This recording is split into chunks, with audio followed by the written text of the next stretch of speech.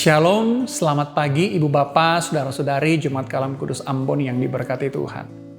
Saya berharap kita semua di pagi hari ini dalam kondisi yang baik, atau paling tidak kita semua masih terus merasakan penyertaan Tuhan. Sebelum kita melanjutkan pembahasan pengakuan iman rasuli, saya mengajak untuk kita bersatu hati, kita berdoa. Mari kita berdoa. Bapa, kami bersyukur kami boleh ada pagi hari ini sebagaimana kami ada semata-mata karena kebaikan Tuhan dalam hidup kami. Terima kasih. Pagi hari ini kami akan membahas mengenai seri pengakuan iman rasuli. Biar Tuhan menolong, kami boleh mengerti apa yang kami bahas. Kami boleh menghidupi iman kami dengan lebih nyata lagi lewat praktik-praktik hidup yang memuliakan Engkau. Tolonglah kami di dalam nama Yesus kami berdoa. Amin. Ibu Bapak yang diberkati Tuhan, sebelum kita membahas mengenai pengakuan iman rasuli, mari saya mengajak kita untuk membuka bagian firman Tuhan dari Lukas pasal 1 ayat 34 dan 35. Sekali lagi Lukas pasal 1 ayat 34 dan 35 firman Tuhan demikian. Kata Maria kepada malaikat itu, "Bagaimana hal itu mungkin terjadi karena aku belum bersuami?" Jawab malaikat itu kepadanya, "Roh Kudus akan turun atasmu dan kuasa Allah yang Maha Tinggi akan menaungi engkau. Sebab itu anak yang akan kau lahirkan itu akan disebut kudus, anak Allah." Ibu Bapak Saudaraku yang diberkati Tuhan, salah satu bagian dalam pengakuan iman rasuli yang paling sering mendapat olokan dari banyak orang adalah keyakinan kita bahwa Yesus dilahirkan oleh seorang perawan. Mengapa hal ini kemudian mendapatkan banyak olokan dari banyak orang? Karena kita tidak terbiasa berpikir dengan hal-hal yang seperti itu. Atau pikiran kita tidak terbiasa diperhadapkan dengan kondisi-kondisi atau peristiwa yang seperti itu. Bagi kita seseorang hanya bisa lahir ketika ada pembuahan atau ketika ada hubungan suami istri. Nah, saudara-saudara yang diberkati Tuhan, tetapi pemahaman ini keliru. Karena meskipun Yesus adalah manusia, Yesus juga adalah Allah.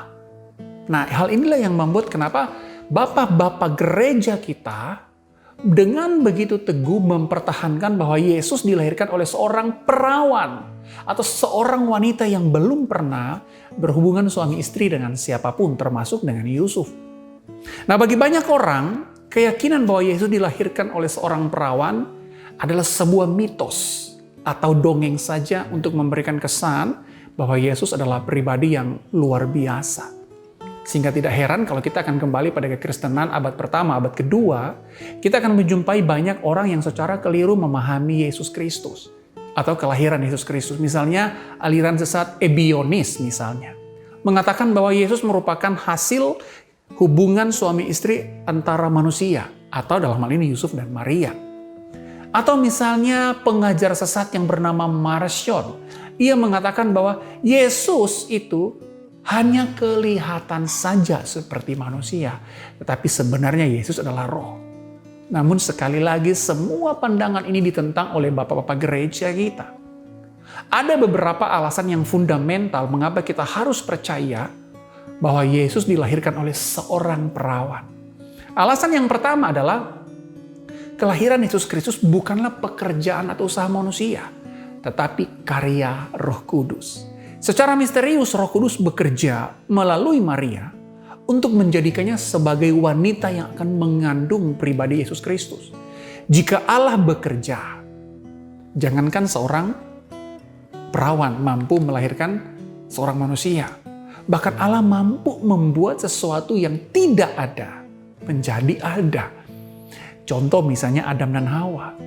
Adam dan Hawa adalah manusia pertama yang diciptakan Allah tanpa melalui proses hubungan suami istri, laki-laki dan perempuan. Nah, saudaraku yang diberkati Tuhan, bukankah fakta bahwa Allah menciptakan segala sesuatu dari ketiadaan seharusnya membuat kita tidak sulit untuk menerima kebenaran bahwa Yesus dilahirkan oleh seorang perawan. Itu yang pertama. Nah, yang kedua, Yesus dilahirkan oleh Maria sebagai perawan merupakan peneguhan bahwa Yesus Kristus adalah Allah yang kekal, yang berinkarnasi menjadi manusia. Kelahiran Yesus oleh Maria tidak berarti bahwa sebelum lahir di dunia, Yesus tidak pernah ada. Sebaliknya, kelahiran Yesus dari seorang perawan meneguhkan kepercayaan kita bahwa Yesus adalah pribadi Allah yang sudah ada sejak kekekalan. Sehingga Maria hanyalah instrumen atau wadah di mana Allah meminjam kandungannya sebagai sarana di mana Allah untuk datang ke dunia. Itu yang kedua. Nah, yang ketiga adalah kelahiran Yesus oleh seorang perawan meneguhkan doktrin duinatur Yesus Kristus. Nah, Yesus Kristus adalah satu pribadi tetapi memiliki dua natur, yakni natur Allah dan natur manusia. Natur Allah karena Yesus memang pada hakikatnya adalah Allah dan menjadi manusia.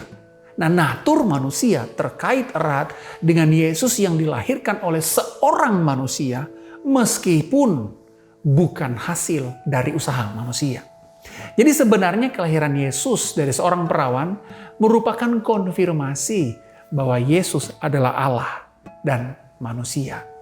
Nah, yang keempat, Ibu Bapak Saudara-saudara, adalah karena firman Tuhan mengatakan demikian. Alkitab dengan jelas mengatakan bahwa kelahiran Yesus Kristus bukanlah hasil dari hubungan suami istri, tetapi merupakan karya Allah Roh Kudus melalui Maria, di mana melalui Maria, Yesus Kristus datang ke dunia untuk melakukan misi mesianik atau misi penyelamatan. Seperti yang kita baca dalam kitab Lukas tadi. Bahwa itu pekerjaan Roh Kudus. Alkitab mengatakan kita demikian. Nah, lantas kira-kira tindakan-tindakan praktik apa yang akan keluar dari keyakinan kita bahwa Yesus dilahirkan oleh seorang perawan? Ibu Bapak Saudaraku yang diberkati Tuhan, kepercayaan kita kepada Yesus yang dilahirkan oleh Maria atau seorang perawan meneguhkan iman kita bahwa Yesus adalah Allah yang Immanuel. Ia adalah Allah yang menyelamatkan umatnya bukan dengan mengirim utusan malaikat atau seorang manusia yang fana. Bukan. Tetapi ia datang sendiri ke dunia ciptaannya melalui rahim Maria. Sehingga meskipun ia tetaplah Allah, tetapi ia juga menjadi manusia sama seperti kita. Agar penebusannya di kayu salib sebagai manusia mampu menjangkau dosa manusia. Dan naturnya sebagai Allah mampu membuat karya penebusan itu layak dan efektif. Kelahiran Yesus oleh Maria seharusnya meyakinkan kita bahwa Allah betul-betul mengasihi kita. Dan menyatakan kasihnya dengan berbagai cara kepada kita. Bahkan ketika ia harus menjadi manusia. Kiranya keyakinan kita dan iman kita terus dengan kokoh kita arahkan kepada Allah yang menjadi manusia itu, yakni Yesus Kristus Tuhan kita. Amin. Mari kita berdoa. Tuhan, kami begitu bersyukur memiliki Allah yang seperti Engkau. Engkau bukan Allah yang jauh di sana, tapi Engkau Allah yang meskipun Engkau Allah yang transenden, Allah yang besar, Allah yang agung, tetapi Engkau juga Allah yang imanen. Allah yang dekat, bahkan Allah yang beserta dengan kita selalu. Engkau mengerti kami, umat-Mu, ciptaan-Mu, seperti apa kami. Karena Engkau pernah menjadi manusia. Terima kasih Bapa, kami bersyukur punya Allah yang seperti Engkau.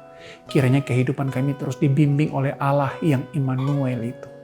Terima kasih Bapa, kami menyerahkan kehidupan kami sepanjang hari ini ke dalam tangan Tuhan. Hanya di dalam nama Yesus kami berdoa. Amin. Selamat menjalani hari ini Ibu Bapa, Tuhan Yesus memberkati.